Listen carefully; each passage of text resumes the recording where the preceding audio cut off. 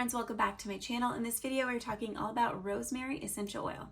When I was looking back at how many oils or which oils I've done for this series, this is my single essential oil series where I just break down a single oil and tell you everything there is to know basically about it, history to safety to recipes and all of that. So when I was looking back through my archives, I'm really surprised I haven't done rosemary because it's one of the top, I don't know, maybe 5 essential oils that I really like and use. First, I wanted to remind you that I have my essential oil guides for you guys. So just single topic things. I'm also going to be doing some lists for you, just like a quick guide list. Essential oils to avoid with dogs, to avoid with babies, when pregnant, things like that. So I'll have lists, and I'm also working on a calendar. So a monthly or a yearly calendar.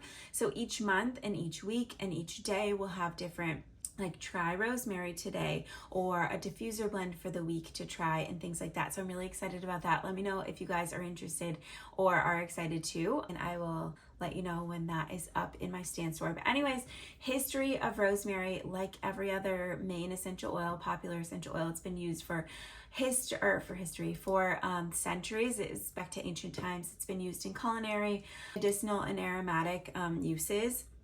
Rosemary obviously is used in food, the plant, not the essential oil as much. Some people do choose to cook with oil.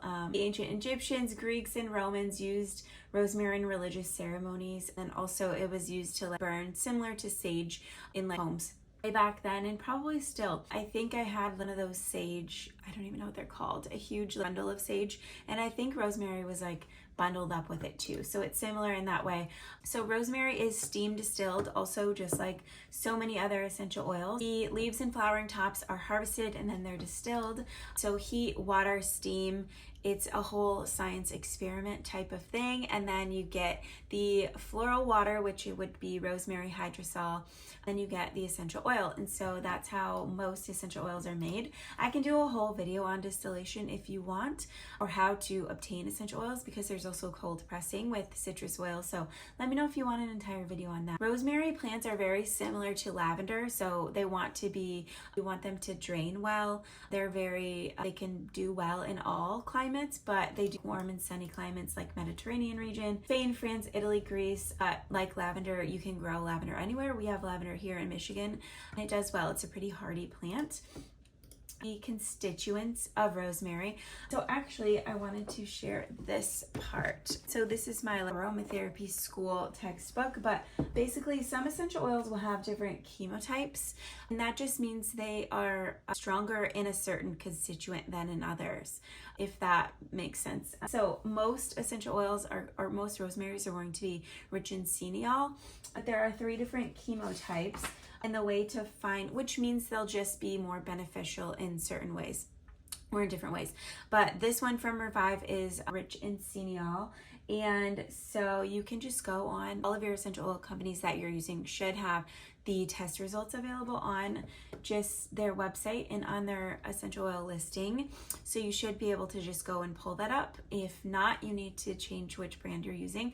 But anyways, you can just go on Revive. This is the one I had, and you can download their GCMS report, and it will tell you each constituent and what percentage it is. And so this one was really high in cineol, so that's the chemotype for their specific rosemary. But if you want to dive in and know which one you're using, that's the way to do it.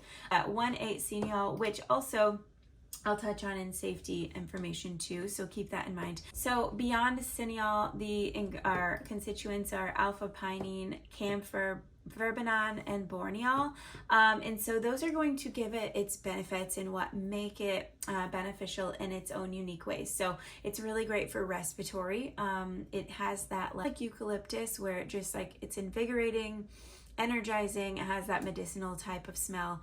First, anti-inflammatory, antimicrobial properties. It's also going to provide the cooling sensation, peppermint. So it's really great to use in a muscle rub, massage oil, things like that for sore muscles. It's known for skin rejuvenating properties, and then also acts as a natural analgesic and antiseptic. Also great when you're making a muscle rub or something for some sort of pain, musculoskeletal wise.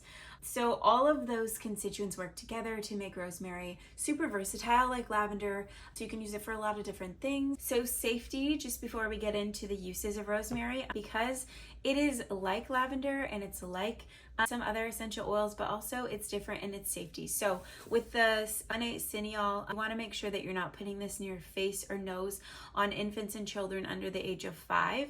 And that's really the case with a lot of oils, but specifically this one because of the 1,8-cineol. And then also should not be used with infants or young children via the internal route. So oral or rectal suppositories, which I don't really touch on here on this channel, but that is just safety information that you need to know before using rosemary, especially with kids. And then also the verbenon may be neurotoxic based on camphor content, and then the camphor may be neurotoxic, and that's via the oral route. And I'll put all of that in the blog post that goes with this video, which will just be linked down in the description. So there are tons of uses. It's a very versatile essential oil. So some uses of rosemary essential oil aromatherapy. It's a great oil to use to enhance focus, concentration, to have in a personal inhaler to use like before you're going to take a test or go into work. It's also good for skincare. Just make sure your dilution rate is proper. There's a huge rosemary craze on using it in promoting hair growth, and there are studies done to show that it can be effective in that. I think it was compared to one of the leading hair growth medicines that you can get from your doctor or dermatologist. But anyways, I will link that in this video, but it is beneficial in promoting hair growth and thickness. Massage, so like I said, it helps ease muscle and joint pain. So you can use it in massage oils and things like that. Again, just make sure your dilution rates are accurate for what you're using it for. And I will include a dilution guide in this video too, or in this blog post too. I talk about dilution. There might be an entire video actually on dilution, but it just depends on where you're using it. If you're taking any other medications, your age, just all kinds of things you have to take into consideration, and dilution is very important. So anyways, also it can be used in a lot of household products, so like cleaners, laundry, you can to boost the scent. And lastly, I have 5 recipes that use rosemary essential oil focus boosting diffuser blend. You could also add this to not only a diffuser, but a personal inhaler, hair growth serum, muscle relief massage oil, clarifying facial toner, and then an all-purpose cleaner. So if you want those recipes, just click down through to the blog post below. But I think that is it. I think that's all. There's more research and studies that I'm going to add to the post too, just so you can read through some of those if you're curious. A link to shop my guides in all of our favorite essential oil brands will be down below. Let me know if you have any questions on any of those.